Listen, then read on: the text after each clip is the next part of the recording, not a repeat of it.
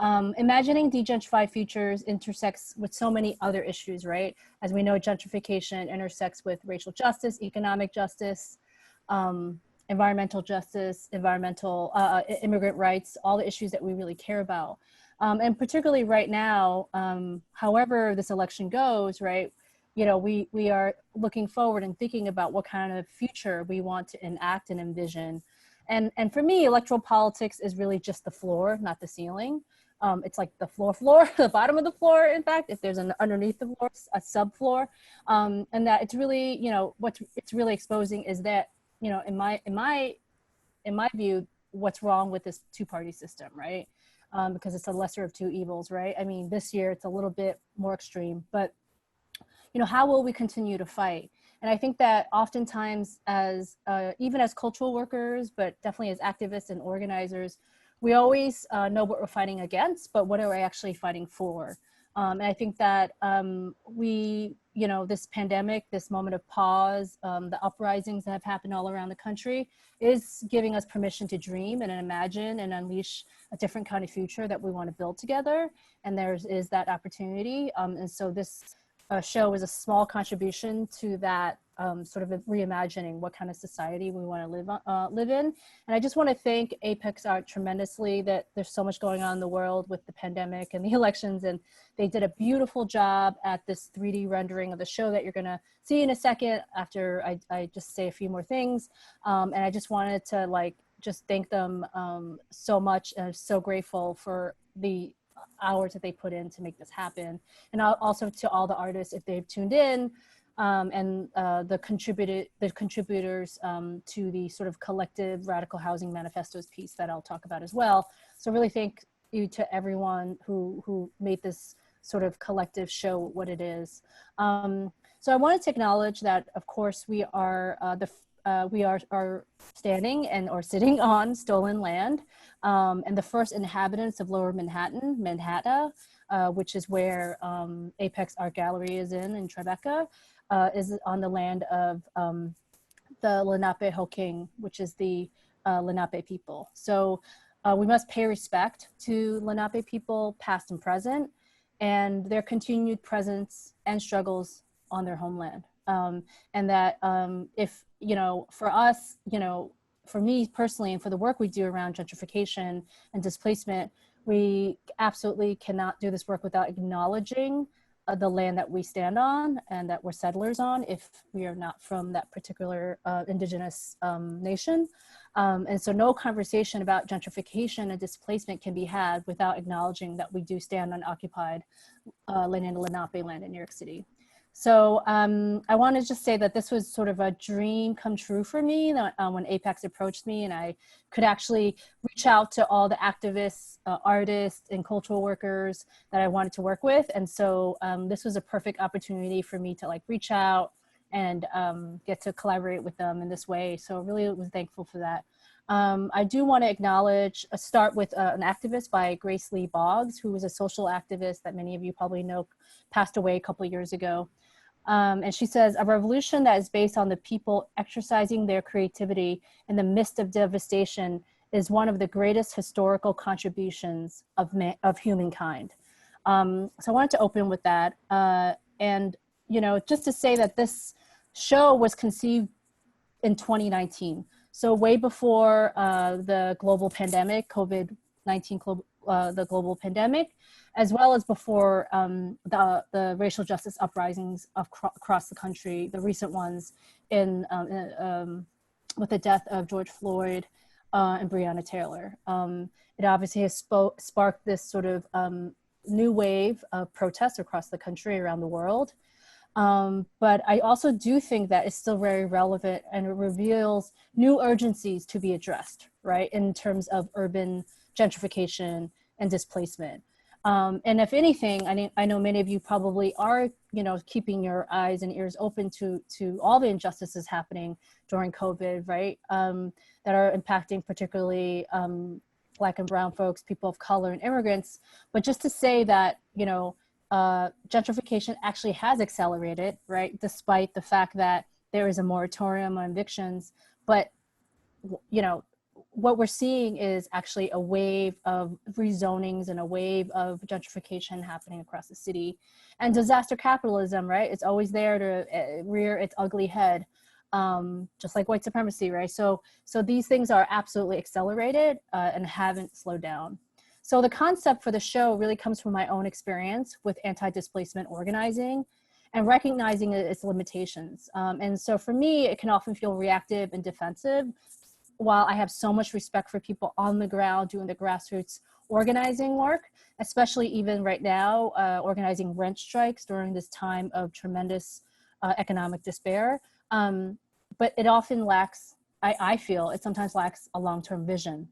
We all are often stuck in the day-to-day work, which of course is so important. But as an artist, an activist, and educator, I wanted to create a space for dialogue that dares to imagine a socially just future for our cities. And so to that end, I asked artists, cultural workers, activists, organizers, scholars, urban planners to envision what a de-gentrified future and city could look like. And city, whether that mean the global city or the city within the cities within the US, or just even New York City in the more sort of micro way. But particularly a vision that is really rooted in anti-capitalist, anti-colonialist values, and that recognizes housing as a universal human right. Is it possible to really disrupt dominant narratives put forth by real estate developers, extractive industries, and the 1%, which depict gentrification often as inevitable and a natural part of urban evolution? How might we trace a new trajectory that allows our neighborhoods to flourish without being priced out of our neighborhoods? And so my family was part of the first wave of Cantonese-speaking Chinese families to move into Sunset Park back in the early 1980s, late 70s. And Asian residents have really been the fastest growing group in this neighborhood, along with Latinos as well, in this large Sunset Park community. And so I think about, what is at risk? In Sunset Park on the water side, not to get too much into the weeds, community members organized and defeated Industry City, which is a huge, well, I should say that they defeated them from further expansion, which already gentrification is very much a reality for people in the Latino and the Chinese part of Sunset Park. And like I said, developers have been pushing rezoning laws like crazy, even under COVID. And in fact, on my block that my parents grew up on, there is some luxury housing that they're trying to build even now in the last couple of months, right? So Sunset Park, New York City is just a microcosm of what's happening around the country.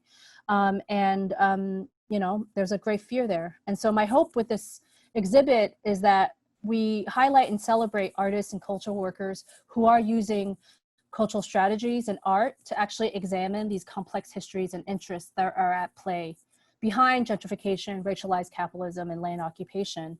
And I think that we can together forge a way forward. It's not just about identifying solutions, but recognizing that these trends are this trajectory of this larger system of exploitation.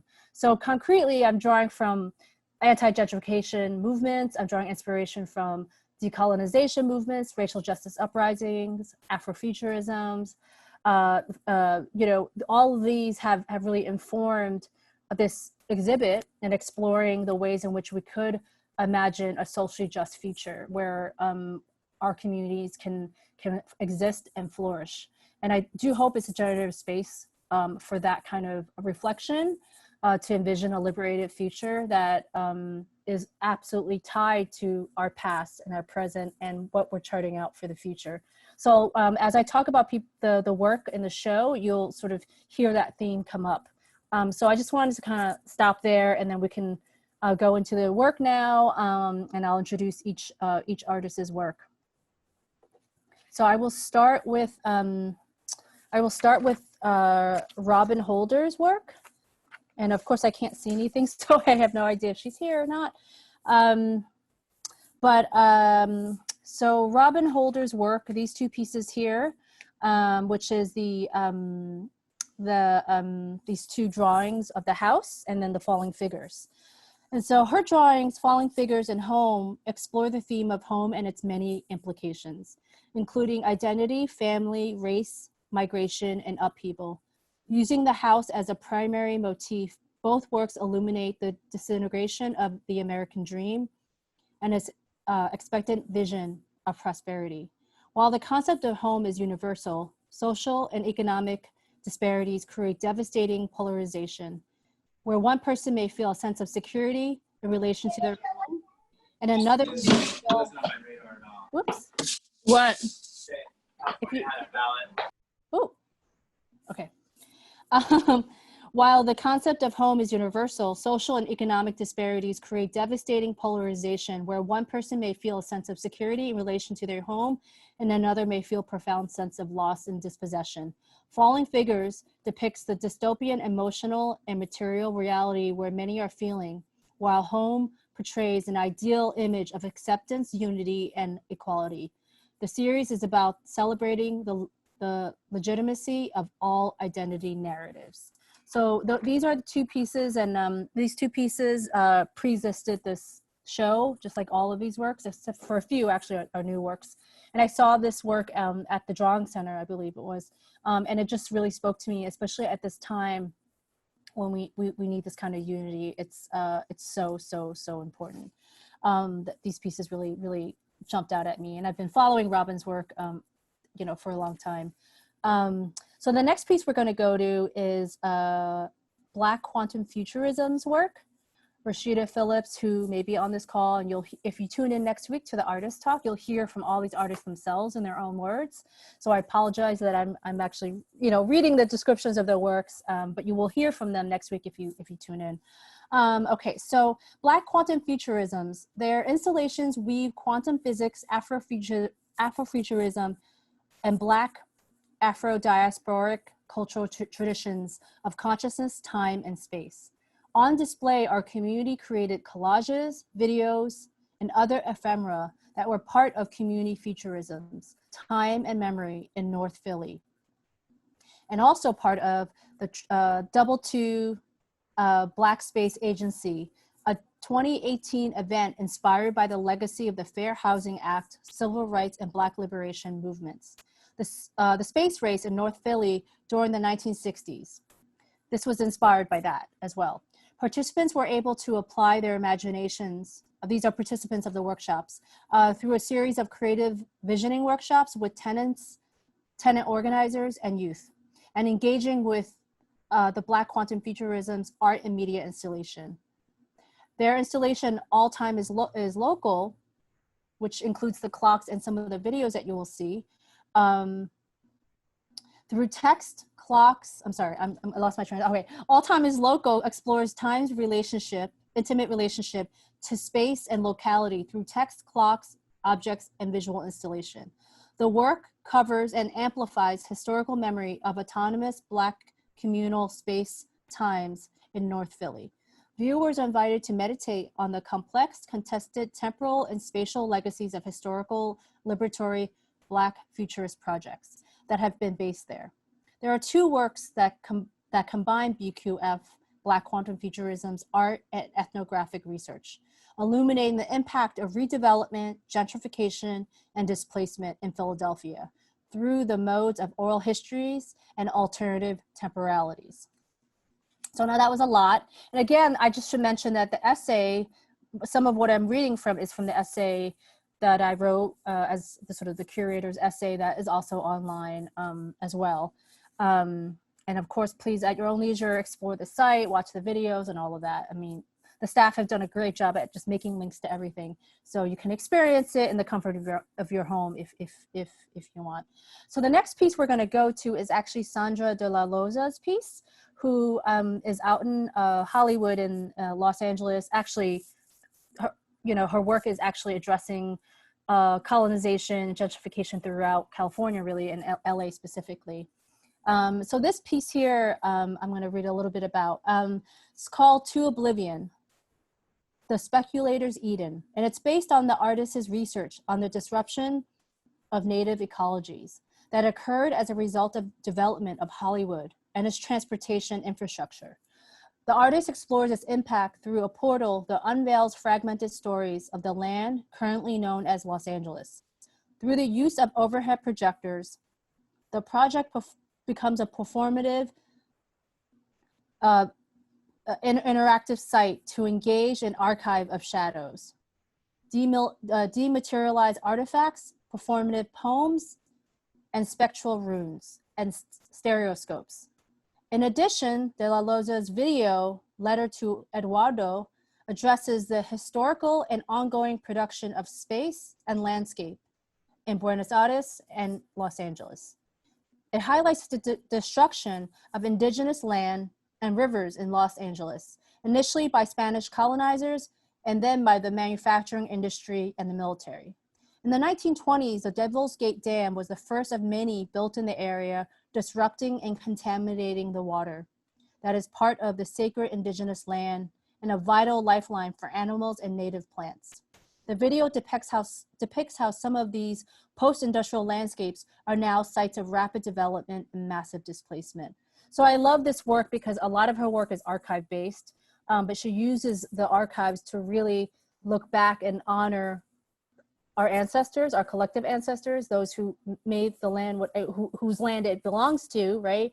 To chart out what a future could possibly look like. And so, yeah, so I love this piece in particular. And I know the words on the wall are hard to read, and you'll be able to soon access these actual notes. So this is a script from the actual performance they did in LA using shadow puppets and using these cutouts, and they performed this live in a space where this work was shown.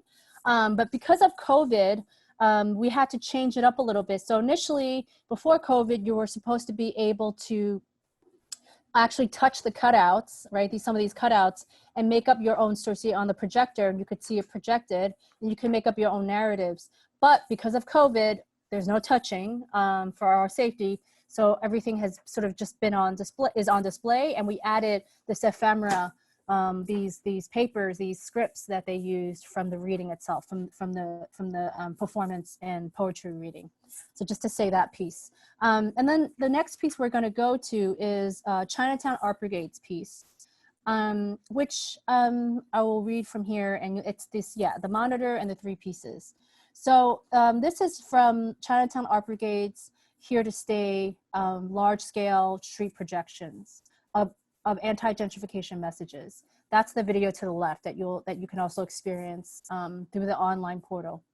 And also to the right, you'll see Imagining a Feature in Chinatown. These are brainstorming sketches, and they were created in collaboration with CAV, Committee Against Anti-Asian Violence's Chinatown Tenants Union, that was started after 9/11 to fight gentrification in Chinatown. But it was working with local residents, artists, and activists. Chinatown Art Brigade is an intergenerational cultural collective. And for transparency's sake, I'm a co-founder of that collective. But Chinatown Art Brigade is driven by beliefs that cultural, material, and aesthetic modes of production can actually support community-led campaigns around issues of gentrification and displacement. And self-determination is a leading principle of our work, of Chinatown Art Brigade's work. So to that end, it is critical in its process that local residents have a platform and agency to tell their own stories of displacement. And so what you see here in the drawings is actually a Futurism's workshop that was done in 2016, where tenants and residents and activists together, they were all broken up into pods of 3, actually 5, but you see 3 represented here, and they were given a tool, and I believe there's a sign there, yeah, underneath there that just explains the exercise, but they were asked to explain, they were asked to draw, the future of what a sort of an envisioned future that is de-gentrified would look like in about 20, 30 years. And then on the bottom left, it was what is the state of play now in your community, and then what is the path to get there. So it was an interesting tool for a lot of folks to talk together, discuss, and then put it on paper and put it on these large poster boards. And then the video to the left is about is a video about Chinatown Art Brigade and their projections that we did in Chinatown at night, anti-gentrification messages that were projected onto walls. So then the next piece I'm going to go to, just 2 more pieces to discuss, which is Imani, Jacqueline Brown's work, which I came to know about her work because she was a co-founder of Blights Out. And Blights Out is actually an organization that was started right after Katrina, when there was a lot of land grabbing, disaster capitalism happening, where developers were just sort of just buying up so much land, so much property in Louisiana, and basically were capitalizing on it. And as a result, also led to gentrification and displacement of majority African-American residents. But she also is an artist in her own right. And so her work here, I'll read a little bit about her. Through photography and writing, Imani Jacqueline Brown's work, The Beginning and the End and the Beginning Again, contemplates a past, present, and future of the Mississippi River. By the time it flowed from its origins in Minnesota and reached New Orleans, the artist's hometown, the river has been brutalized, toxified, and enraged by extractive corporations like Exxon and Texaco. Brown's marked up photographs identify the land formation and the deformation in Louisiana caused by today's land colonizers. With written text reveals that land once known as Burfoot's Delta of the Mississippi River was born of slave plantations. The oil industry destroyed the upper river plantations and delta land, bringing Burfoot's demise. Brown's work connects the seemingly disparate histories of colonization, devastating results of disaster capitalism, post-Katrina, and land displacement. So this work was work that she had been producing, and then she was able to, I think, complete them. As I think she says, just like me, sometimes I say all my work is work in progress, but these were completed specifically for this exhibit with this theme in mind. And so, as you can see, this is all surrounding her, what she grew up with, living in New Orleans. And then the last piece, and then I will talk about the Radical Housing Manifestos piece. The last piece is actually my own work. And I'll just briefly talk about it. Whoops, sorry, my headphones keep falling out. And so this last piece, the one here that you're seeing right now, is called De-Gentrifying My Parents' Block. And basically it's, pretty obvious, I think, what's being depicted, but as I've talked about, my neighborhood is rapidly changing. Literally on this block, there are condos going up and corporations that are both foreign, so real estate developers who are multinational in China and other places, and domestic that are buying up this property. And the gentrifiers look like me, right? So it doesn't seem as insidious, but in fact, it is quite insidious, right? Because they're trying to push out people like my parents, who are former garment workers, working class folks, right? So they moved in this neighborhood when it was actually affordable. And so this idea of de-gentrifying the block. So what can we imagine, and what could it look like? And that flows in very, very much with the two pieces you see on the screens. This was supposed to be a 360 VR experience, but because of COVID, I had to create this flat 2 monitor experience, which actually was fun to do that, to figure out that experience. And so, what I will just say about it, when you watch the videos, and it's a short 10-minute sort of experience. Each video is 10 minutes, but they work off of one another, is that it again is about really gaining wisdom and learning from the past to inform and to pave way for our future. So it really does attempt to reimagine a society where housing is free, actually, and that real estate profiteers are outlawed. And it really incorporates my own voice and my parents' voice in this piece. And so, learning, for instance, concretely, like in 1969, maybe people knew this here on this call, but New Communities, which was a community land trust, it was the first community land trust and farm collective owned and operated by over a dozen Black farmers from 1969 to 1985. And it grew to be the size of Rhode Island. And it was an entity that was, you know, one of the largest entity at that time owned by African American folks. And so that, to me, and now we have over 250 community land trusts across the country. So to me, to really learn from that past, right? Even being, and how meaningful is that, right? Being dispossessed from your land, and then using your fortitude to actually start a community land trust where everybody owns a piece of the land. So you know, for me, I thought a lot about, you know, what would that look like? What would it be like if block by block we were able to imagine what kind of community we wanted to live in? And what if the decision-making power was shifted to us, local community members?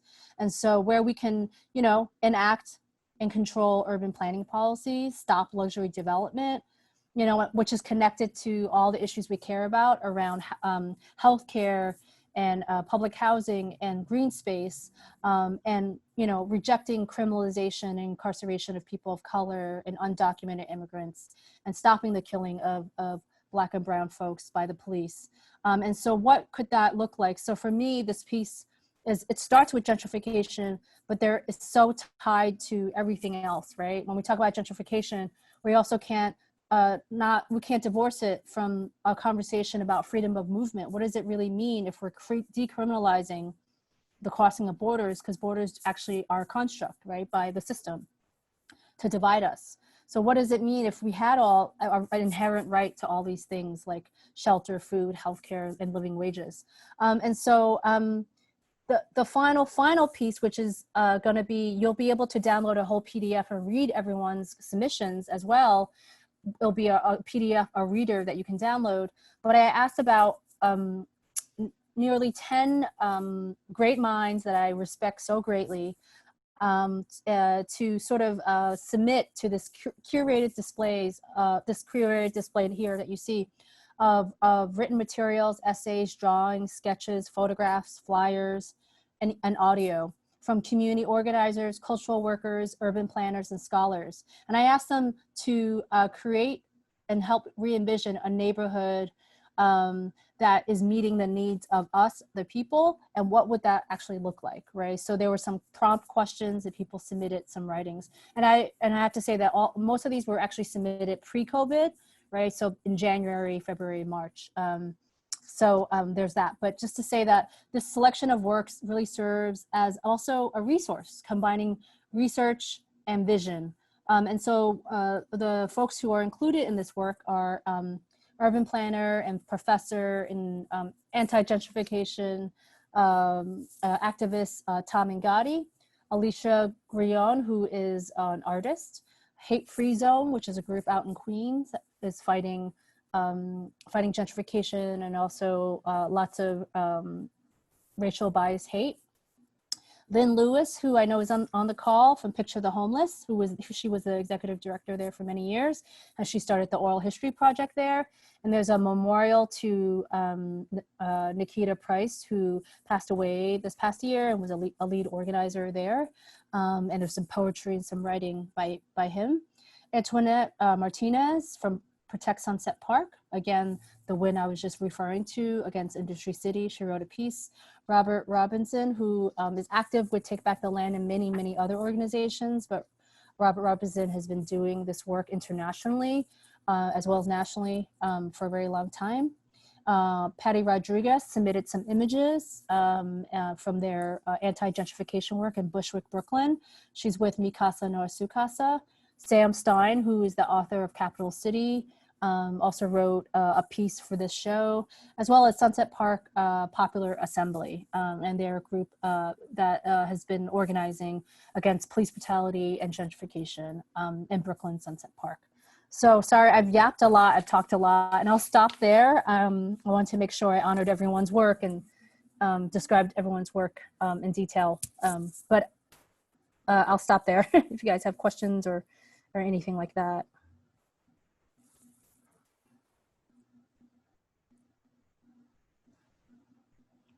Thank you, Betty. And yeah, anyone can jump in, unmute themselves with a question, or you can go ahead and put it in the chat.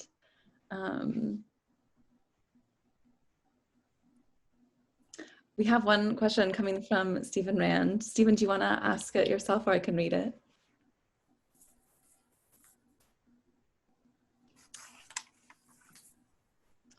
read.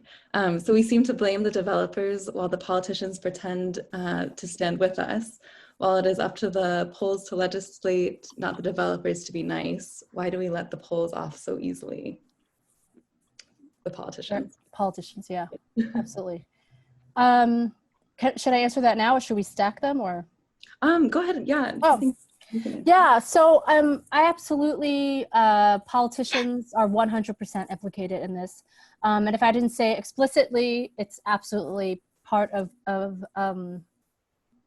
the ethos of my work. And I think that I wish I had the image here, but there was a piece that I personally worked on with a bunch of other housing activists and artists during 2015 when the Brooklyn Museum was having their real estate summit.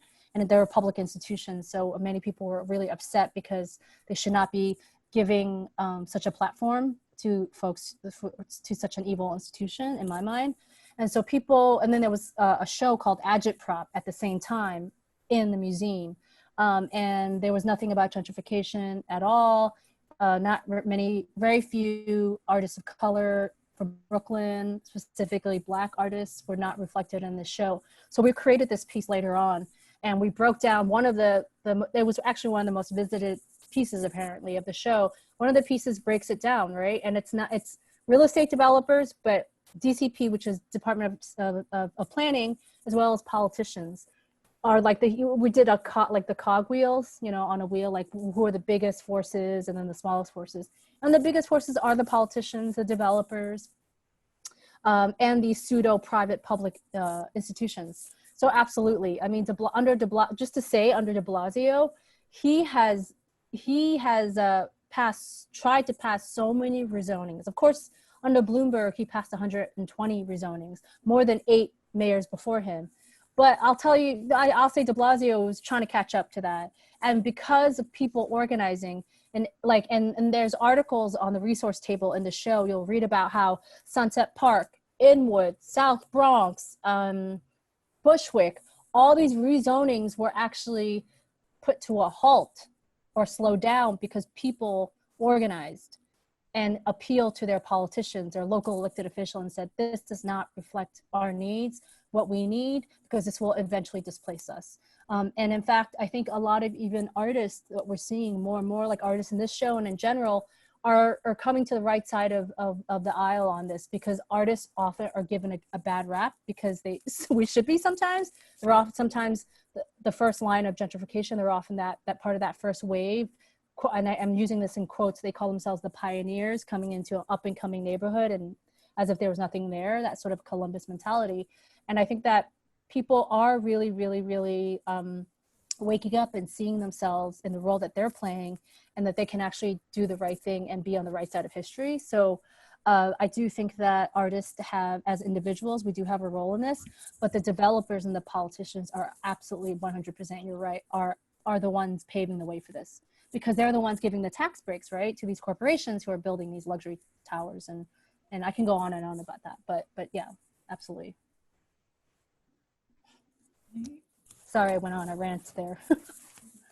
That's all right. We have another question from Sanford. Do you want to ask your question? I'll give a moment. Perfect. So will the white flight caused by COVID give a chance to alter the narrative on gentrification? Oh my gosh. Whoa. My mind is just blowing up. Wow. No, that's really interesting. I think in the short term, I mean, to be real, I mean, I know that, we're seeing all this white flight, right? And the people who are escaping to their Hamptons home, and, and I mean, I'm not, not trying to throw shade at people who have that, but I'm just saying, like, there is a lot of the Manhattanites who have fled because they have their second home. So, right, clearly people who come from some inherited wealth of some sort, or wealthy folks. But then there are people who are moving to the suburbs, who are like, outskirts of New York City, let's say, in the city. So I don't know if that is really going to have a long-term effect, because what you're seeing actually now is literally back to back. For instance, all the waterfront of New York City is being rezoned right now. They're trying to from Gowanus to any waterfront property, from Gowanus to Sunset Park to Long Island City to Flushing, Queens. They're all there. So their excuse is, oh, we want to clean up the waters for everyone. This dirty water in the Gowanus or in Flushing, right? But what it is they want to privatize that land too, and they want to be able to build luxury housing on it. And, you know, and all those people who are going to pay $2 million for a home, and it's not even a resilient structure where it's going to be in deep water in 30 years because of climate crisis. It's kind of interesting to me. But all that to say that I don't know if it's really going to reverse things. And maybe there's someone else, I know there's probably a lot of wealth of knowledge on this call, but, you know, I don't know. I don't know how hopeful I am about that. At this moment, of course, there's the rent, the pausing of the rent of evictions. But what's happening behind the scenes and other people that I'm hearing from other people that I respect and love, and they're following everything, is that these developers are buying up so much property right now because so many businesses are folding. A lot of landlords are selling at maybe less than they want. Smaller landlords, I mean, who the smaller landlords who are trying to survive themselves or businesses. And you're seeing that it is going to the larger developers. And you're seeing that these rezonings that they're trying to do over Zoom and online because they think people will not attend. And the Sunset Park residents turned it on its head. They had a 12-hour hearing online where residents, one after the other, said, we do not want Industry City in our community. And they forced the politician, Carlos Menchaca from Sunset Park, to take the side of the people. They forced him because initially he was going to be for it. And then he said, oh my God, crap, I can't do this because everyone was against it. I mean, a large majority of people are against it. So I don't know. We'll see what happens. But it is, you know, we have the potential to defeat these, right? These things. And the last thing I'll say is de Blasio still wants to build 4 new jails in the city, even under COVID, right? With all this talk about defunding the police, and he you know, he pats himself on the back for taking $1 billion away from NYPD, but where we don't know but he's also shaped, you know, we don't know where the numbers are going, but at the same token, he wants to build 4 large city jails in these 4 boroughs.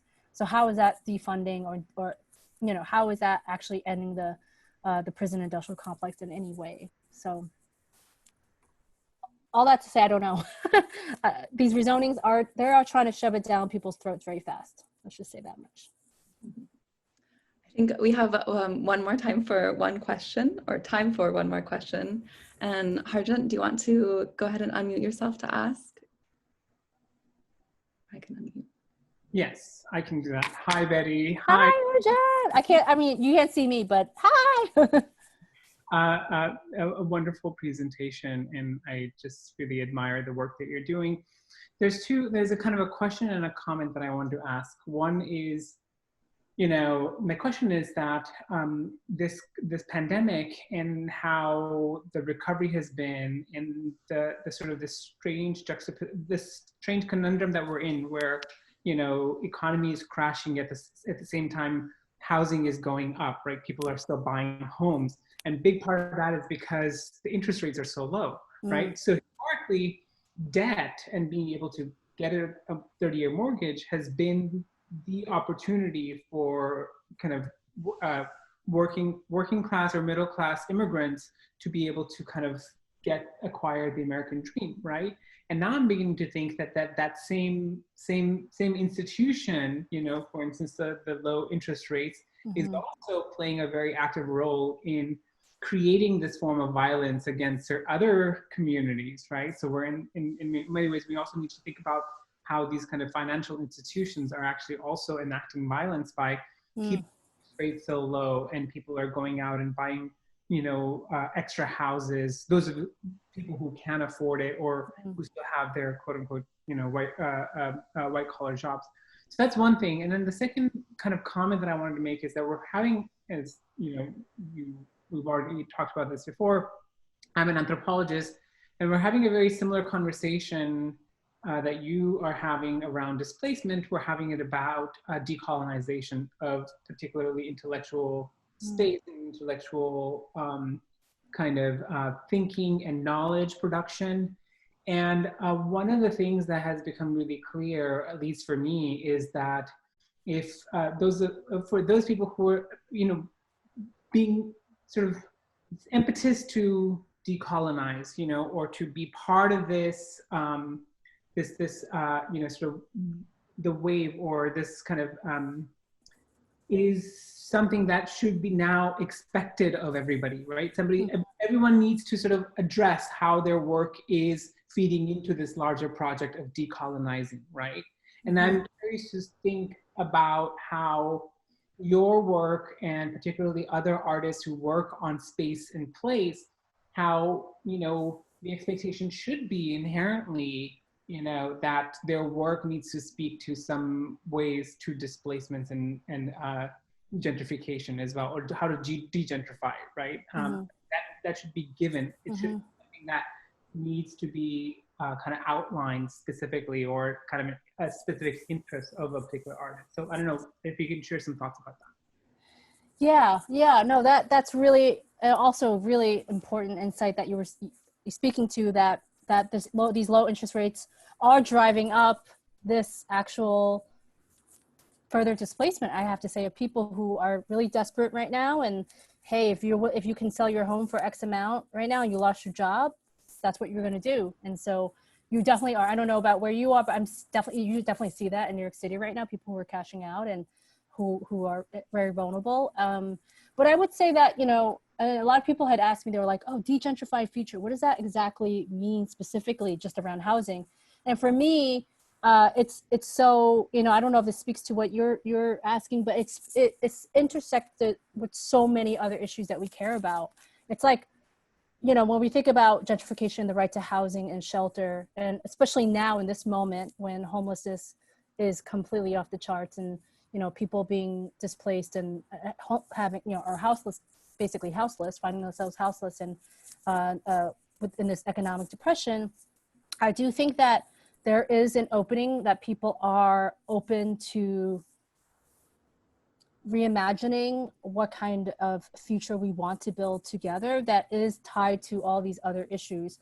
Because we know, for instance, all this waterfront property that is so sought after is so tied into climate crisis. I mean, I did this video with folks in Flushing, Queens for this Queens Museum piece, and they were showing me this. They're like, $2 million homes are going to sit on here really soon, or some already do. And then they showed me the floodplain, the level, and it's going to be underwater like in 10 years probably. So it's like this ridiculous notion of like, you want to buy this waterfront property, but because of the climate crisis, it's going to go way under, right?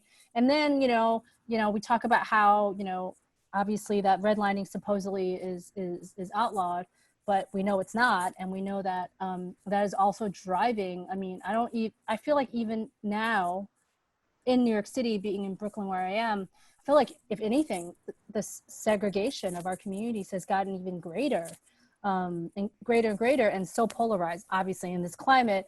But even with the uprisings that had happened, over the summer, I feel like that is getting really, really sort of polarized. But at the same moment, the contradiction of things getting a lot worse, I think on the flip side, there's an opening of a sense of reimagination, not just for the sake of it. And I'm not I'm not talking about utopia. I'm just talking about what, something's got to give at a certain point.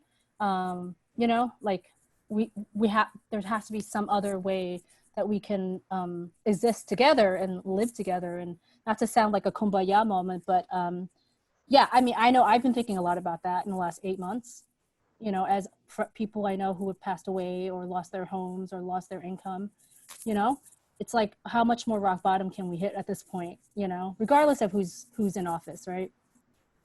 So, but those are my thoughts. I can go on a rant, and yeah, but I see other people on there now. Yay. I think we have one more kind of comment from Robert Robinson, who, Robert, if it's okay if I read it, says, the bigger issue is a belief that traditional home ownership is the way to wealth. We need to shed ourselves of this narrative. It's a way to perpetual debt for many. Yeah. Comment that came through. Oh, thank you. Yeah, no, I couldn't have said it better. That's such a great way to end. And that's the whole point of when you go in and you are able to, and again, this is a hybrid online just as much as it is an in-person experience, where you read some of the submissions, like from Robert and Sam, I see it on here, and other people. You know, it's important to interrogate these things and challenge and have right now. We're just shutting each other down right now in so many ways. And I do feel it's true. At the end of the day, to me, it's, are we going to get to that utopia or that end goal? I don't know. But on the way to that, you know, de-gentrified block with the flowers and, you know, where it says housing is a human right, my piece, for instance, or all the other pieces, you know, on the way to getting there, what are the conversations that we can have? What are the openings and that we can, you know, start to really think about? And ultimately, for me, you're absolutely, I mean, home ownership, all those things should be abolished. At the end of the day, there's a basic human right that we all should have. And that's what the show speaks to in these different ways that people are addressing it, through land dispossession, through, you know, through the drawings, through the idea of all of us living under the same roof, this metaphor, you know, the contributions, the writings. So I definitely encourage folks to lean in and listen to that, because I think it's about the material reality that we're living in and learning from the past, like, you know, like these community land trusts that have been won, starting from 1969, that one particular example that I was really inspired by, and many of us are. You know, how can we forge ahead with the future, but that's grounded in our current material conditions right now? And I know it's really hard at this moment, given what's happening in the world, but there is an opening for something new. So, yeah. Sorrel, yes, I was looking at her comments. Yeah, that's a wonderful note to kind of round us off for this evening. And just wanted to give a big thanks to Betty for kind of gathering us today and to kind of walk us through the exhibition. It was a great way to start. And it really is just the beginning. We have 6 more weeks of getting to talk about this and gather in different ways. So I invite you all to really visit the exhibition on your own and explore through the virtual space if you are not in New York. There's lots on the exhibition page itself, in addition to that virtual space that we just walked through. There's interviews, there's the PDFs that and the Radical Housing Manifestos. So there's tons to dive into. And then of course, 3 upcoming events to, you know, add your voice, and we love to hear as many ideas come through, and then of course listen to the artists as well. So yeah, just hoping to see you all again, whether in person or virtually, or through email and communication. And thank you so much. We'll end here. Oh yeah, go ahead, Betty. Just one last thing is a shout out to the next week on the 12th, there's going to be an artist panel where you'll hear from the artists themselves. And then there's an activist panel that's on December 15th. Yeah. So I just wanted to make sure people knew about that. So I think you can find all that online. So brilliant. Yeah. All right. Well, have a great evening, and we hope everything goes well the rest of this evening for everyone and all. And we'll end it here. Good night. Thank you guys for tuning in. I know nerves are very high right now. Thank you for just being with me for a little bit. Escape for a minute. Good luck, Betty. Great job. Thank you. I'll see you guys soon. Take care. Thanks, Betty. Thank you.